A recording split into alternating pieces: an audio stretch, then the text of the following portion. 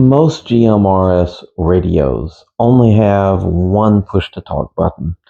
This one has two, and that really changes the way you use it. A lot of people don't spend a lot of time talking about this, but today I've got a BTech GMRS-V2 from the folks over at BTech. They provided this one for me to look at, to review. It is a 5-watt radio with 200 channels. IP54 rated, which is dust and splashes. Dust rating is the first number, 0 through 6. The second number is the waterproof rating, 0 through 8. But we're going to talk about why the dual PTT, the two push-to-talk, is a differentiating factor for this one, and what that really means for how you use it in just a bit. My name's Avery. I'm KI4TQN, and I've done a lot of radio videos over the last couple of years, and today we're unboxing this one. So let's get at it, and I'll hold it up a little bit better so we can see what it looks like once we open the box. We've got our lovely manual. Oh, nice. They have done a good job giving us a lot of good detail there. I like that. Thank you for that. We've got the stock antenna, which a lot of people don't like stock antennas. I'll have a link in the description of this one to one of the NOAA for the GMRS. This one is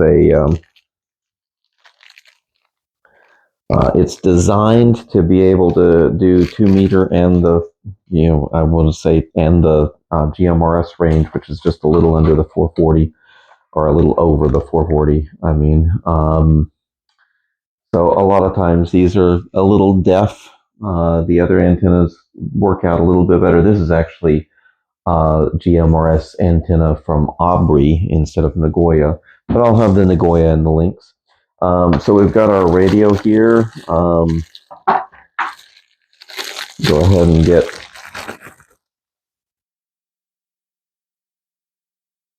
nice.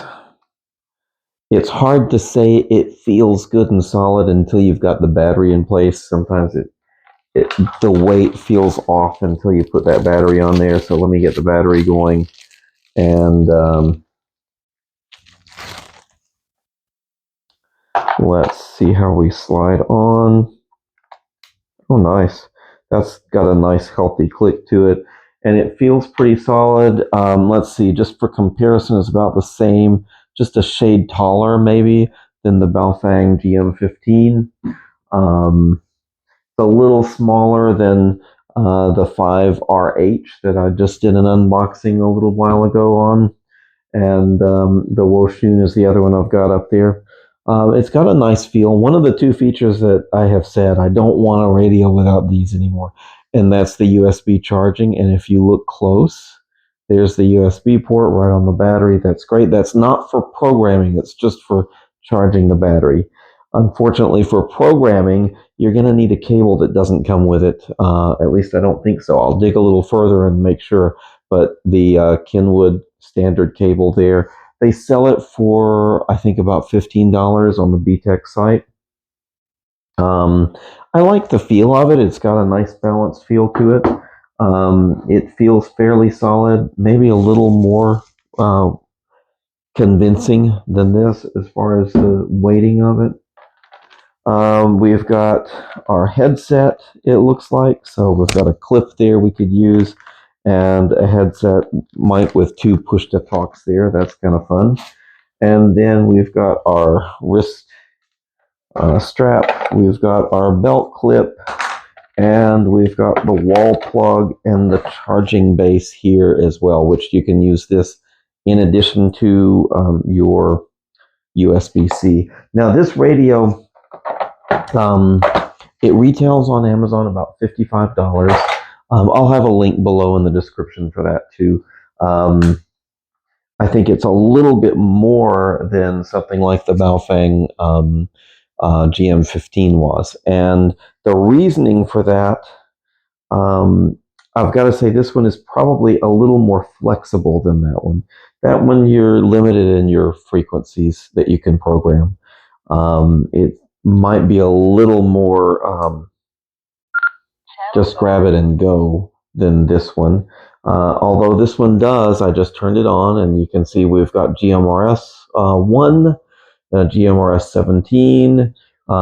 I can browse the frequencies that are programmed in here, and I'm going all the way up to the repeater frequencies. Yep, repeater 15, 16, 17, 18, 19, 20, 21, 22, and then NOAA weather radio.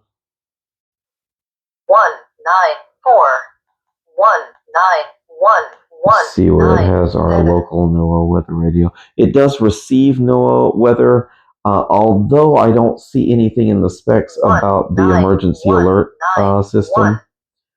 And then it looks like that's the extent of our pre-programmed. 199. For 10 a.m. Central Daylight Time Sunday.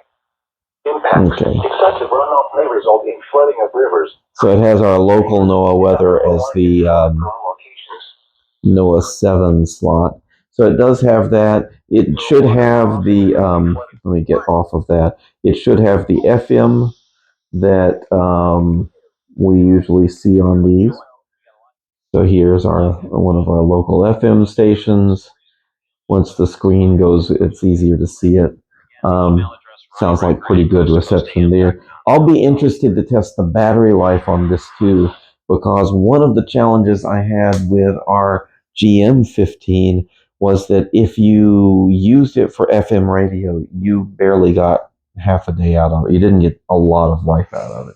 Now, the 5RM, the predecessor that I had of the RH, that battery life was really good. And I've had other radios that have some really good battery life there's our flashlight, the second button down there. But the real thing is this push to talk. We've got two of them on the side. Look at this, the top one and the bottom one, and they're linked to the top frequency, the bottom frequency. Why is this different? Why does this, why is this a big deal? Okay, let me give you a scenario. Let's say that you have a property and you're communicating simplex to your family. You've got one channel programmed here. Let's say, let's say we've got GMRS-6 is our channel. And so then, let me go down to the other one. We've got a local area repeater, like around here, they do some of the Skywarns off of one of the local repeaters. And that would give us good broad coverage over about 3 counties in our area. And so you've got your conversation with your family and the people that are working with you up here, and then you've got the local broadcast out to the local area off of the repeater with the other one.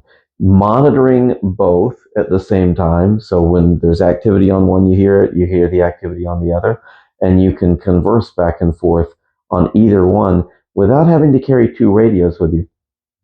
One of the things that, oh, why do you have so many radios? Oh, why do you have, Okay, one, I do the reviews and the unboxings, and so, I've got a lot of radios for that reason. But 2, when it comes to monitoring bad weather in the local area, for instance, there's a repeater up in Bristol, there's one in Kingsport, there's one in Johnson City, there's one down in Elizabethton, each of which have pretty good coverage over the area. And then there's the GMRS repeaters, and there's this one, and then there's another frequency that's our Skywarn on 2 meter, and how many frequencies am I up to? Not to mention that there's another one from Greenville to our west, and then there's yet another one in Greenville that's part of the MTIRS, the emergency network for the state. So how many radios do we need to monitor all those?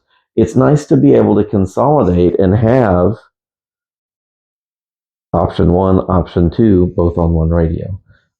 Ideally, we would have things consolidated a bit better, but it's hard to get monitoring of 4 sources, 6 sources on one radio. 2 is a big deal. It works for us. The IP rating is the other thing. If you are going to carry this out with you in the rain, you probably aren't going to want to do that. IP54 is more against splashes. I think a heavy rain would be a big challenge for this one. You're probably going to want to look for IP67 or 68 for something that's going to be out and about with you in downpours, splashing through puddles. Oops, I dropped it. All of that. I think you're going to want to look for something a little more protected for that. But for light use, light moderate use, I like this. It feels good. We will come back and do a follow up after I do programming. That's going to take the cable. If you're like me, you've got one of those somewhere. And at this very moment, I don't know where that somewhere is. So I will get that going here before too long and let you know how easy it is to program. You should be able to program some through the menu. For instance, we've got the repeater set up. The offset is standard. All I would need to do is get the tone set for our local repeaters. And so in theory, I could just repeater 15, 16, 17, 18, 19, 20, 21, 22, set them up how we're set locally, and it would not be a big deal. And as far as simplex GMRS, I could set another one on GMRS-V2, and we'd be good to go right now. Like I don't have it with me, but the RB48, the Retevis, in theory, I should be able to just set them up and talk back and forth just like that. So anyway, it's feeling pretty nice. I will get a more detailed review in probably within the next couple weeks. But yeah, this is gonna be a fun one to test. I don't think we do the weather alert, but I will investigate and let you know if I find that feature. And so right now I'm going ahead and starting to browse through the menu. And that's one that I have found a lot of challenges with, even on radios that claim to have the feature. And we'll talk about that in another video too. So check back for that. Thanks for visiting. I've got some links down below. Make sure you like and subscribe. Leave comments. If you found a radio, GMRS or amateur radio handheld that is just the best for the NOAA weather alerting, for monitoring multiple frequencies and being able to have our dual push to talk, by all means, let me know. Drop a comment down here. If you've got one of these and you've used it, I'd love to hear that too. If you have had this one in the field and have some comments on the IP rating, whether it's the dust or the water rating, I would love to hear about it. Let me know, and be watching for the next videos. Thank you so much. Bye.